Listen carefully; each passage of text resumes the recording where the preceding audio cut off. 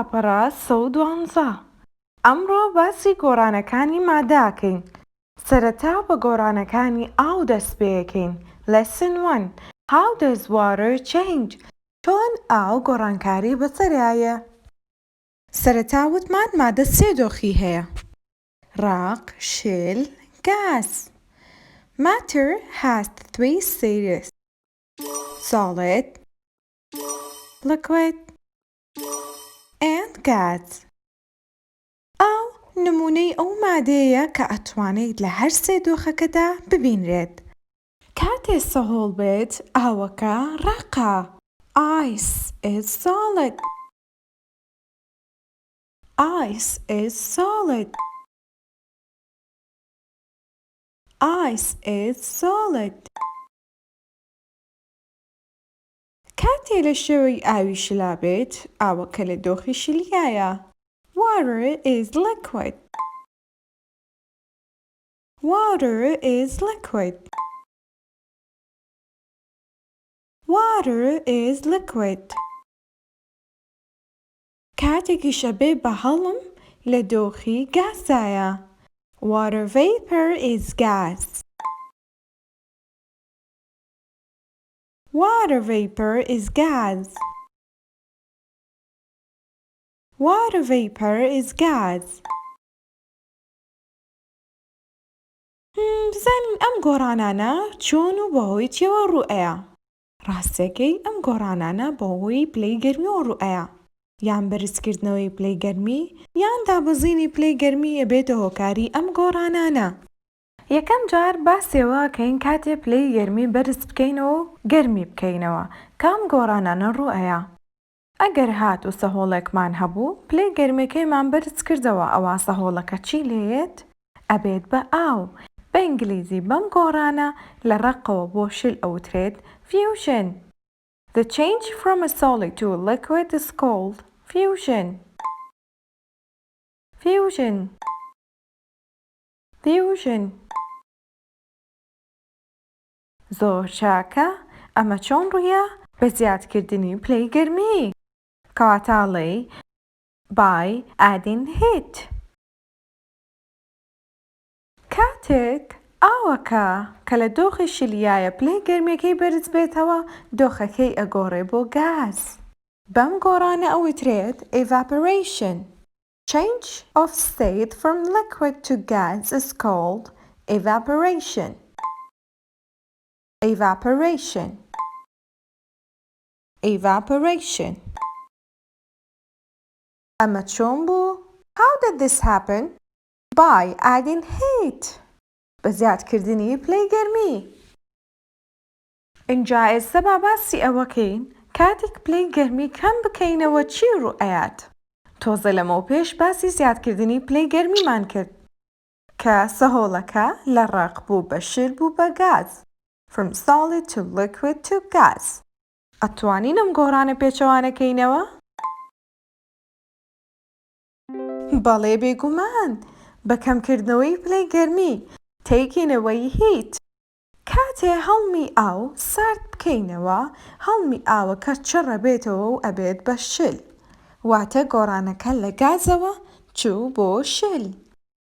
Change of matter from gas to liquid is called condensation. Condensation. Condensation. How did this happen? By taking away heat. کاتێ ئاوەکە زیاتر سارد بکرێتەوە واتە پلەی گەرمی لێکەم بکرێتەوە ئەوە ئاوەکە لە دۆخی شلی ئەگۆڕێت بۆ دۆخی ڕاق. ئاوەکە بێ بە سەهۆڵ هەروەکو چۆن هەموو جارێک کاتێ ئاو بکەیتە ناو فرێزەرەکە چی لێیت؟ ئەبێ بە سەهۆڵ. ناوی فرێزەرەکەش هەر لە ناوی ئەم گۆڕانە هاتووە. ئەم گۆڕانە پێی ئەوترێت freezing. Change of water from liquid to solid is called freezing. Freezing. Freezing. ئەمە دەربارەی گۆڕانەکانی ئاو بوو. ئەک دۆخەکانی تری مادە گۆڕانیان بەسەریە؟ چۆن؟ ئەمە لەوانەی دووەم Lesson 2 How does matter change؟ چۆن مادە ئەگۆڕێت. جگە لە بەکارهێنانی پلەی گەرمی ڕێگای ترمان زۆرە بۆ گۆڕینی شێوەی مادەکان. بۆ نمونە cutting بڕین. بۆ نمونە کردکردنی قاڵبی کێکێک کە کێکەکە لە شێوەی بازنەیە بێت ئێمە بە شێوەی سێ گۆشە بیبڕین. بەم ڕێگەیە چیمان کردووە؟ شێوەی کێکەکەمان گۆڕیوە لە بازنە بۆ سێ گۆشە. ڕێگایەکی تر بریتیە لە ڕێگەی چەمانەوە bending. bending bending ئەمیش ڕێگەیەکە تاکو شێوەی مادەکانی پێ بگۆڕین.